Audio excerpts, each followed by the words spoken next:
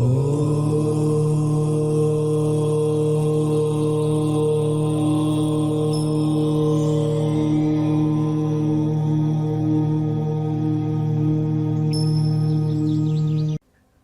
शांति। आत्मिक जागृति की रात, जागरण की रात, महाशिवरात्रि की सभी को बहुत बहुत शुभकामनाएं। महाशिवरात्रि वो विशेष रात्रि है जो अंतर मन, बुद्धि, संस्कारों के अंधकार का विनाश कर देती है, जो आत्म ज्योत जगा देती है, जो अनेक सिद्धियां प्राप्त कराती है, जो आत्मा की उन्नति करती है।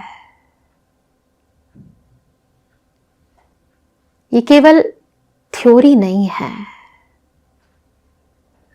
यह अनेक मनुष्य आत्माओं का प्रैक्टिकल अनुभव है, जिसका धार्मिक आध्यात्मिक महत्व तो है ही, परंतु वैज्ञानिकों की नजर से देखें, भौगोलिक शास्त्रियों की नजर से देखें तो भी बहुत गहरा, बहुत विचित्र महत्व है। पूरे वर्ष में 2 इक्विनोक्स आते हैं, जिसे हिंदी में विषुव कहते हैं। इक्वी यानी बराबर और नॉक्स यानी रात्रि। जब दिन और रात बराबर होते हैं, क्योंकि सूर्य भूमध्य रेखा के बिल्कुल ऊपर होता है, ऐसे में बहुत सारे भौगोलिक चेंज आते हैं, क्योंकि पृथ्वी की ऊर्जा बाहर की ओर, ऊपर की ओर स्वतः ही बढ़ती है सेंट्रीफ्यूगल फोर्स के कारण, जो कि एक भौगोलिक परिवर्तन हर वर्ष होता है। और वंडरफुल बात है कि महाशिवरात्रि यही वो पर्व है, यही वो समय है जब दिन और रात बराबर होता है और सेंट्रीफ्यूगल फोर्स बहुत तेज होती है। अब जब भूगोल की बात की जाती है, जब भौगोलिक परिवर्तन की बात की जाती है, जब प्राकृतिक परिवर्तन की बात की जाती है, तो ये भी समझना है कि ये देह भी प्रकृति है, पंच तत्वों से निर्मित है, जिस कारण इस देह में भी परिवर्तन होता है। हमारी ऊर्जा भी, जिसे हम कई बारी कह देते हैं कि मूलाधार चक्र से ज्ञान चक्र की ओर स्वतः ही ऊपर की ओर चढ़ने लगती है, उठने लगती है। आमतौर पर एक साधक को इस साधना को प्राप्त करने के लिए कई बार कई वर्ष लग जाते हैं और कई बार प्राप्त नहीं भी कर पाता है, परंतु इस दिन, महाशिवरात्रि के दिन, बिना किसी पुरुषार्थ के, बिना किसी बाह्य शक्ति के, स्वतः ही आत्मा अपनी उस स्थिति को प्राप्त कर लेती है जिसके लिए वो अनेक प्रयत्न करती है। तो साइंटिफिक वे में देखा जाए तो इससे आत्मा की आध्यात्मिक ऊर्जा, आत्मा की आध्यात्मिक शक्ति, अंदर के गुण, अंदर की सुषुप्त शक्तियां स्वतः जागृत हो जाती हैं। इसीलिए इस दिन लोग जागरण करते हैं, न केवल जागृत रखते हैं, अपितु कहा जाता है कि साधक लोग अपनी रीढ़ की हड्डी को बिल्कुल स्ट्रेट रखते हैं, सोते नहीं हैं, क्योंकि यदि सो गए तो बहुत कुछ खो जाएगा। इस दिन प्रकृति और पुरुष ऊपर की ओर, अपनी ऊंची शक्तियों की ओर अग्रसर होते हैं। इस दिन जो आप प्राप्त कर सकते हैं अपनी स्थिति में स्थित होकर, उस एक की याद में रहकर, वो प्राप्ति आपको आम दिनों में नहीं हो सकती। इसलिए बहुत जरूरी है कि इस दिन हम सभी एकाग्रचित्त होकर, एक की याद में रहकर, इस ब्रह्मांड की ऊर्जा और इस सृष्टि के रचयिता परमपिता परमात्मा की सर्वोत्तम ऊर्जा को अपने भीतर धारण करें, आंतरिक शक्तियों को जागृत करें, अंदर के आध्यात्म को, अपनी उन सुषुप्त शक्तियों को इस कदर ऊंचा उठाएं जो आत्मा परमात्मा का मिलन हो जाए, जिसे कहते हैं शिव और शक्ति का मिलन, साध्य और साधक का मिलन।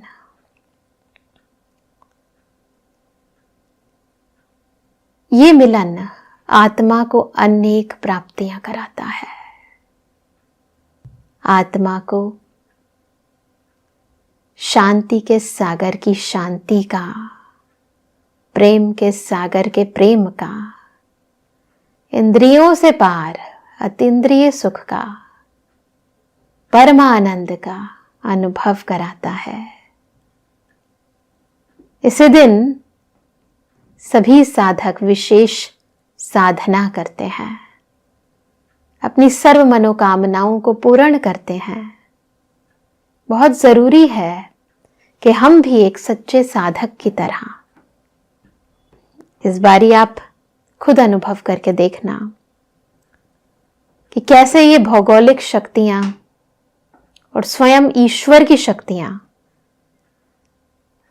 आपके चरित्र को और अंदर के चित्र को, बाहर के चित्र को भी, इस देह को भी परिवर्तन कर देती है। तो अंतर की ये जागृति, आत्मिक जागृति, आत्मा के अंधकार को सदा काल के लिए खत्म कर देती है। बहुत जरूरी है इसलिए कि हम महाशिवरात्रि पर अवश्य जागरण करें, विशेष ईश्वरीय याद में बैठें, उसकी स्मृति से अपनी आंतरिक शक्तियां और अधिक बढ़ा लें। और ये साधना केवल हमें बोलनी नहीं है, सुननी नहीं है, सुनानी नहीं है, अपितु करनी है।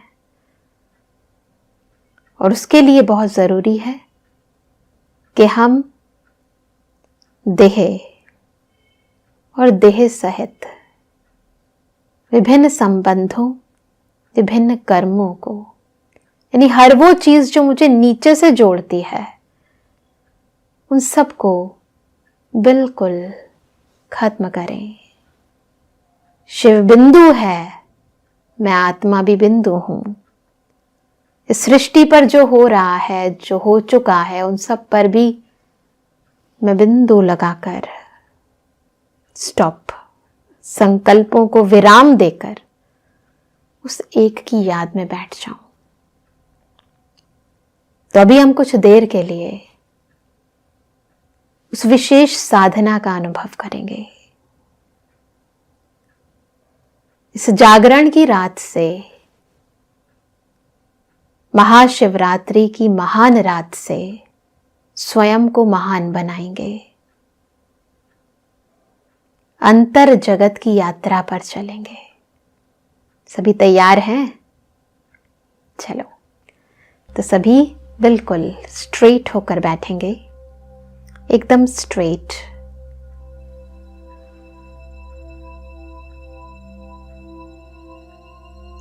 सर्व कर्मेंद्रियों को ढीला छोड़ें, एकदम हल्का। पैरों को ढीला छोड़ें।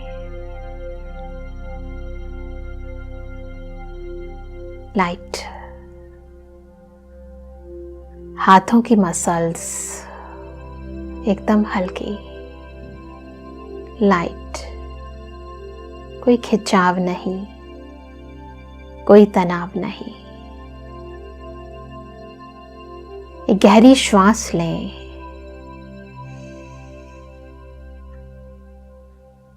और इस श्वास के साथ सकारात्मक ऊर्जा को भी अपने भीतर धारण करें। इस श्वास को छोड़ें और उसके साथ अंदर की नकारात्मक भावनाओं को भी बाहर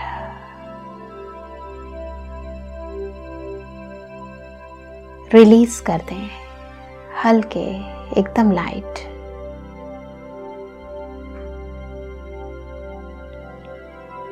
अब महसूस करें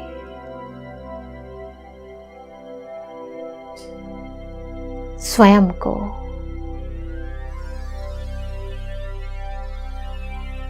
मैं ज्योति बिंदु आत्मा भ्रुकुटी के मध्य चमक रही हूं। ये देह असत्य है और मैं सत्य हूं। इस असत्य को भूल जाएं। ये दुनिया झूठ है, धोखा है, परिवर्तनशील है। मैं सदा हूं। भूल जाएं इस परिवर्तनशील दुनिया की बातों को। इस सृष्टि पर, इस कर्म क्षेत्र पर मैं जो भी कर्म कर रही हूं, वो कर्म देने वाला, कर्म कराने वाला स्वयं करन करावनहार शिव पिता परमात्मा है। तो कर्मों को भूल अब मुझे उस करन करावनहार की ओर, उस सुप्रीम डायरेक्टर की ओर अपना मन एकाग्र करना है। संपूर्ण ध्यान ऊपर की ओर, मस्तक के मध्य चमकती हुई मणि की ओर।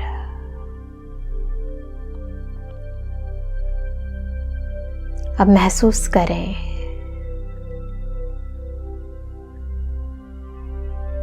कि मेरे बिल्कुल समक्ष परम ज्योति शिव पिता भोला भंडारी और उनसे निकलती तेजोमय रश्मियां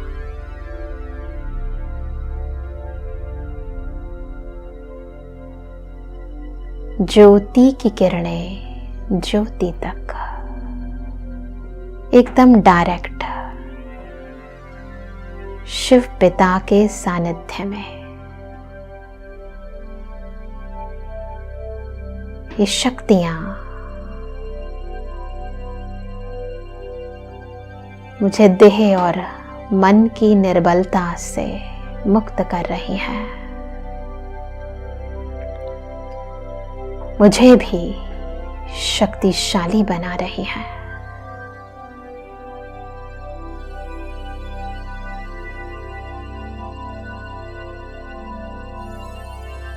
ये प्रेम भरी किरणें मेरे अंतर के छल, कपट, ईर्ष्या को, दुखदाई भावनाओं को नष्ट कर रही हैं।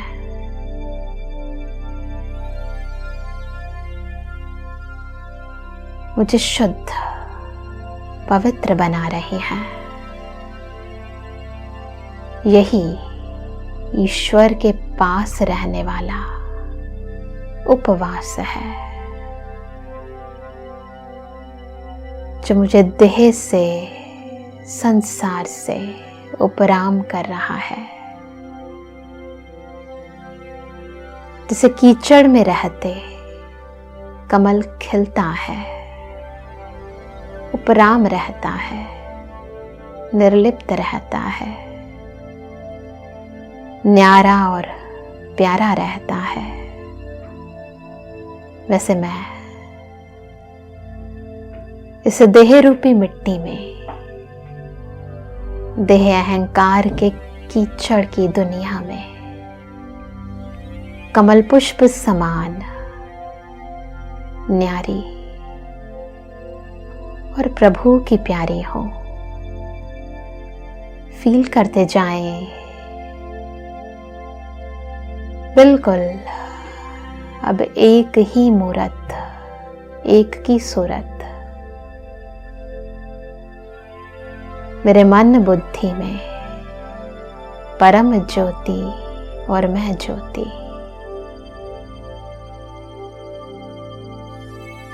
जैसे सागर में नदी समा जाती है, ऐसे मैं आत्मा परमात्मा के प्यार में, उनकी याद में, उनके लव में लीन हो गई हूं।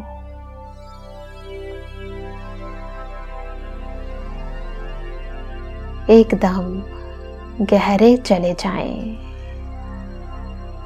सिंधु में समा जाएं। अब मेरा मुझ में कुछ नहीं, सब तेरा हो गया। मैं अपने अस्तित्व को भी जैसे भूल गई हूं, बस एक की याद है, एक ही मेरे साथ है। फील करते जाएं, जैसे भाग्य विधाता ने मेरा भाग्य चमका दिया है। महसूस करें अपनी आंतरिक चमक को।